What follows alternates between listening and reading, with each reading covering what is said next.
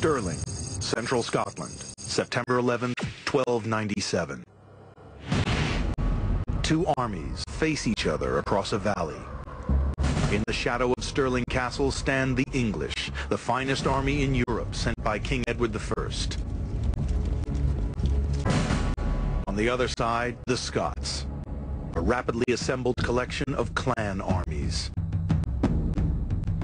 Their nation's independence rests on the outcome of this battle. The Scots are outnumbered 5-1. Their cause seems hopeless. Now one man steps from obscurity and into the fray. He is William Wallace, Braveheart.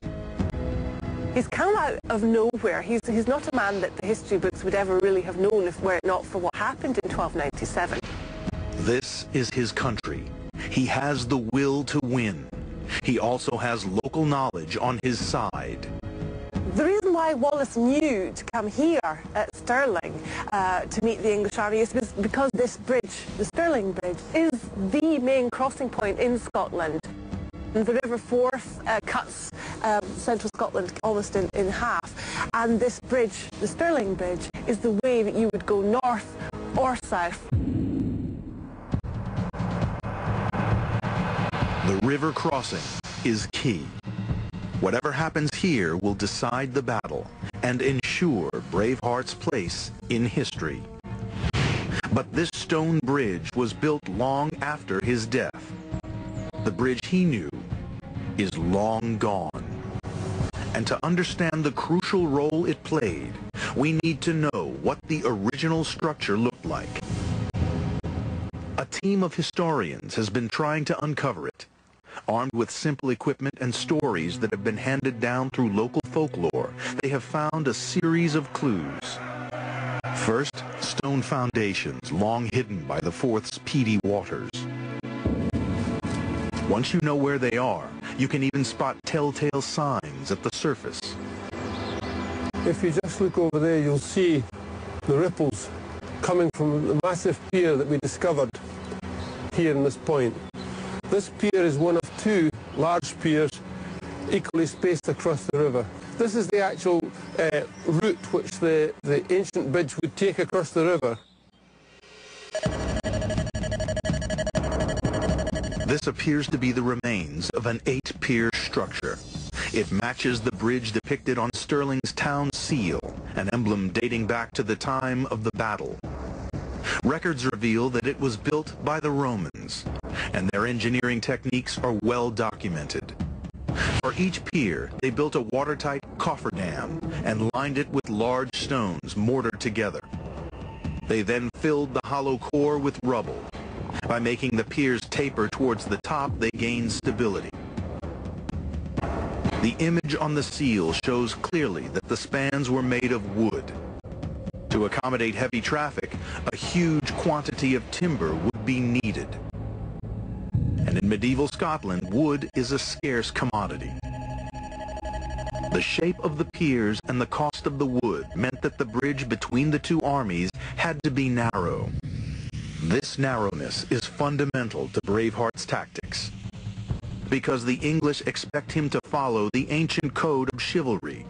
They expect him to wait, to let them cross the bridge and form up for battle. They're wrong. He won't play by their rules. All the Scots have to do, but this is going to be hard, is allow enough horsemen to come over this narrow wooden bridge. Only two can get across at a time. The Scots are basically playing a waiting game at this point. Braveheart allows an advance guard to cross, 2,000 infantry and 100 men on horseback. Then he makes his move. Summoned by the blast of a great horn, the Scots stride grimly into battle. They're deployed in tight units called schiltrons. Each one forms a moving wall of iron pikes. They drive into the English vanguard. Scots start to push the horse back. There's nowhere for them to go, so every knight had the choice. He could either be impaled on a Scottish spear, or he could drown in the River Forth. Braveheart leads from the front with his mighty sword. The battle is brutal and swift. The Scots cut a bloody swathe through the panicking English. So it became absolute carnage and hell, and it must have been appalling for their comrades on the other side, helpless, watching them die. What's left of the English army flees. They are so shocked by the defeat that they abandon Scotland altogether. The battle is not entirely one-sided. Braveheart's co-commander, Andrew Murray, is fatally wounded. He dies soon after. But Stirling Bridge is a major victory, a turning point in the history of Scotland and in the life of its champion. William Wallace is declared guardian of Scotland, leader of his country. Wallace was clearly an extraordinary man. I mean, he gave back the Scots the confidence to believe that they could beat the English and get them out of Scotland, and Scotland would be free and independent again. The centuries of myth-making that turned Wallace into Braveheart have obscured the truth, and many important historical accounts detailing his life have disappeared.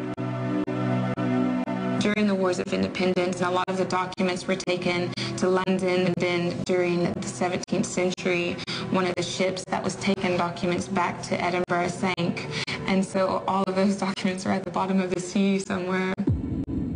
Without this key evidence, researchers have had to delve deep into history and even underground to find clues to what life was like in medieval Scotland. Years of investigation are finally yielding a clear picture of Braveheart's lost world. The first step is to discover where he was born.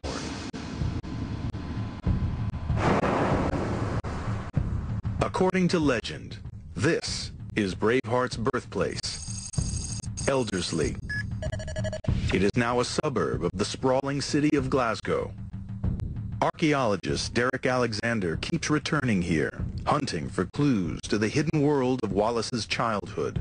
He needs evidence that will date the site to the right period, around 1270. What we really need to do is we need to go behind this house over here and into the garden and have a look at the evidence there. Several historical maps mark this plot as Wallace's house. Each one shows a distinctive boundary line.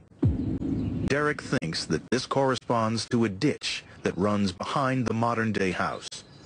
And we think that the remains of the enclosure might still survive in bits of it, but we don't know exactly where. But the best way to find out about the date of this site would be actually to look in the ditch, so we're going to have a look. And that is a glimpse of William Wallace, Chuck Norris's cousin. If you'd like to finish the video you were just watching, go to historychannel.com. Thank you for watching Travel the World TV. You've been here with host Shane Egan and Andrew Reed. William Shane Egan. Yes, sort of. Join us next week with our new episode of What's Cooking?